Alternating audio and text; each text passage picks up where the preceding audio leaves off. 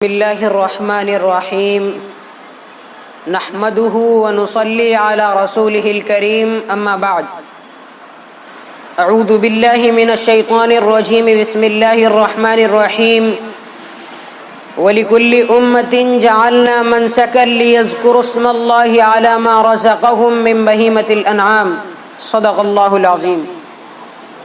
حضرات سامعین، پچھلے چند دنوں سے، پچھلے چند سالوں سے ہندوستان کا یہ ماحول بنا دیا گیا ہے کہ جب بھی مسلمانوں کا کوئی تہوار یا تاریخی دن آتا ہے تو کچھ گندی ذہنیت کے دریدہ ذہن لوگ سوشل میڈیا پر یا میڈیا پر اس میں نفرت پھیلانے کا کوئی نہ کوئی شوشہ تلاش کر لیتے ہیں۔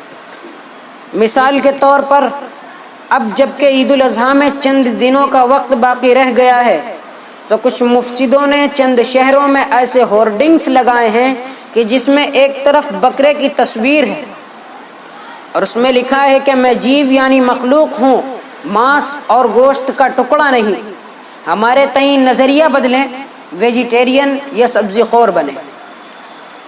اصل میں مفسد عناصر یہ جاننے کے باوجود کہ گوشت صرف ہندوستان کا مسلمان نہیں بلکہ ہندوستان کی 70% عوام گوشت خور ہے، مسلمانوں کا تہوار آنے سے قبل اس طرح کی حرکتیں کرنے لگتے ہیں جس سے سماج کو تقسیم کیا جا سکے، کیونکہ اگر ان مفسدوں کو جانوروں سے پیار ہوتا تو یہ عید الاضحیٰ آنے سے قبل اس طرح کی ہورڈنگز لگانے کے بجائے سال بھر ہندوستان کے ساحلی علاقوں میں ماہی گیروں کے خلاف، ماہی گیری کے خلاف مہم چلاتے اور مچھلی کو ماंس نہیں بلکہ جیو سمجھنے والے ہورڈنگز لگاتے۔ یعنی یہ ہورڈنگز جانوروں کی محبت میں نہیں بلکہ منافرت پھیلانے کے لیے لگائے گئے ہیں، اور ہمیں یقین ہے کہ یہ کام سبزی خور حضرات کا نہیں ہے، کیونکہ سبزی خور حضرات بھلے ہی گوشت نہ کھاتے ہوں لیکن وہ یہ بات اچھی طرح جانتے ہیں کہ سبزی اور ترکاریوں میں بھی جان ہوتی ہے اور ان کو اسی وقت تک کھایا جا سکتا ہے جب تک کہ ان کے اندر جان باقی ہے۔ سبزی خور حضرات نے ڈسکوری، نیشنل جیوگرافک اور اینیمل پلینٹ جیسے چینلوں پر دکھائے جانے والے چینلوں میں دیکھا ہوگا کہ جنگلوں میں بہت سے درخت اور پیڑ پودے ایسے ہوتے ہیں جو مکھی، مچھر، تتلی اور مکڑی، حتیٰ کہ چوہوں اور مینڈکوں تک کا شکار کر لیتے ہیں۔ سبزی خوری کی وکالت کرنے والے حضرات خود ہی سوچتے ہوں گے کہ اگر ان پیڑ پودوں کے اندر جان نہیں ہے تو یہ شکار کیسے کر لیتے ہیں۔ سبزی خوری کی حمایت کرنے والے حضرات شاید اس حقیقت کو بھی جانتے ہوں کہ خالق نے ہر مخلوق کی غذا فکس کر کے ایک فوڈ چین یعنی غذائی زنجیر بنا دی ہے۔ گھوڑے وہی 1000 سال سے گھاس کھاتے چلے آ رہے ہیں جس کے بارے میں فطرت نے ان کو بتلایا ہے۔ بڑی مچھلیاں چھوٹی مچھلیوں کو اسی طرح نگل رہی ہیں جس طرح قدرت نے ان کو سکھلایا ہے۔ شیر جنگلوں میں زندہ رہنے کے لیے چھوٹے اور دیگر جانوروں کا شکار اسی طرح کر رہا ہے جس طرح قدرت نے اس کو صلاحیت عطا کی۔ بلیاں کبوتروں پر اسی طرح جھپٹ رہی ہیں جس طرح خالق نے ان کو سمجھا کر پیدا کیا۔ سیار اور لومڑیاں لکڑ بھگے، مردار اور سڑا ہوا گوشت فطری طور پر ہی کھا رہے ہیں۔ غرض یہ کہ قدرت نے زمین، ہوا اور پانی کو ایک دسترخوان کی طرح سجایا ہے۔ آخر میں سبزی خور حضرات سے یہ کہنا چاہوں گا کہ وہ غذا کے سلسلے میں آزاد ہیں، جو کھانا ہو کھائیں، لیکن وہ یہ بات ضرور سمجھ لیں کہ کوئی بھی سبزی اور ترکاری ان کے منہ تک بغیر کسی جیو کی جان لیے نہیں پہنچتی۔ سبزی اور ترکاریوں کو بچانے کے لیے کیڑے مارنے والی دوائیں ضرور چھڑکی جاتی ہیں، تو کیا کیڑے مکوڑوں میں جان نہیں ہے؟ یہ دال اور چاول اور گیہوں جو آپ بڑے فخریہ طور پر کھاتے ہیں، ان کو بچانے کے لیے اربوں کھربوں ٹڈیوں کا خون کیا گیا کہ ٹڈیاں جیو نہیں ہیں۔ زمانہ جانتا ہے کہ مصیبتیں صدقات اور قربانی سے دور ہوتی ہیں، یا آپدہ اور مہاماری دان اور پن سے، بلی اور بلیدان سے ختم ہوتی ہیں۔ کچھ لوگ مایا پراپتی کے لیے چھوٹے چھوٹے بچوں کی بلی چڑھا دیتے ہیں۔ ہم جانوروں کی بلی دیتے ہیں یعنی قربانی کرتے ہیں، اپنے پروردگار کو راضی کرتے ہیں۔ یہ وہی پروردگار ہے جس نے ہم سب کو اور ان جانوروں کو بلکہ سارے سنسار کو پیدا کیا۔ اس سے بڑا کوئی دیوان اور کرونا کاری نہیں۔ پھر جب پیدا کرنے والا خود جانوروں کو قربان کرنے کا حکم دے تو اسے کون چیلنج کر سکتا ہے؟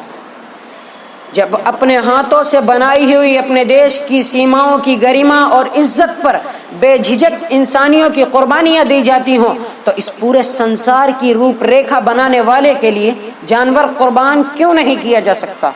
اور یہ تو دستور ہے کہ بڑے کو بچانے کے لیے یا بڑے کے عزت اور سمان کو بچانے کے لیے چھوٹوں کو یا چھوٹے کو قربان کر دیا جاتا ہے۔ بڑی چیزوں کو بچانے کے لیے، بڑوں کے حکم کو بچانے کے لیے چھوٹی چیزوں کو نظر انداز کر دیا جاتا ہے۔ فوج اپنے سپہ سالار اور کمانڈر کو بچانے کے لیے آخری دم تک جانیں قربان کرتی رہتی ہے۔ فصل اور غلے کو بچانے کے لیے کیڑے مار دیے جاتے ہیں۔ انسانی راحت و آرام اور نیند کو بچانے کے لیے مچھروں کی جان لے لی جاتی ہے۔ انسانی صحت اور ملیریا کی روک تھام کے لیے مچھروں کی نسلیں تباہ کر دی جاتی ہیں۔ تو کیا ہم اپنے رب عظیم کے حکم کو بچانے کے لیے جانور قربان نہیں کر سکتے؟ بلکہ حقیقت تو یہ ہے کہ ہم اپنے رب کو راضی کرنے کے لیے اپنا گھر بار، اپنی اولاد، اپنا مال سب کچھ قربان کرنے کو تیار ہیں۔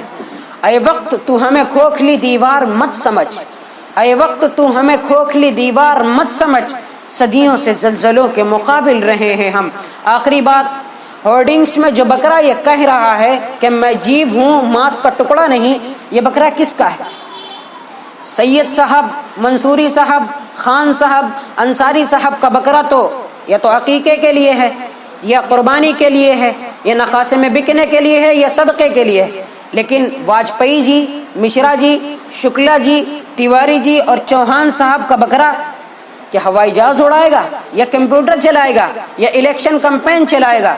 حقیقت سے منہ مت موڑیے، بکرے کو بنانے والے نے ہمارے لیے بنایا ہے، تو کبھی اس کو ذائقے کے لیے اور کبھی اس کو رب کو راضی کرنے کے لیے قربان کیا جائے گا۔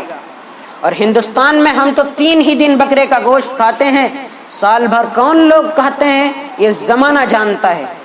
اور منگل کو بکرے کی گوشت کی دکانیں کیوں بند رہتی ہیں، یا منگل کے دن کون لوگ گوشت نہیں کھاتے ہیں؟ اگر ان سوالوں کا جواب تلاش کیا جائے تو بات کو سمجھنا آسان ہوگا۔ اس لیے سنیے، قربانی اسلام کا شعائر ہے، اسے نہ کوئی روک سکتا ہے نہ پابند کر سکتا ہے۔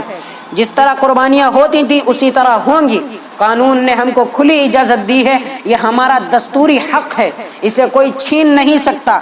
آپ اپنے دل سے اور اپنے ذہن سے ہر طرح کا وسوسہ اور خوف نکال پھینکیے اور قربانی کے لیے تیار ہو جائیے۔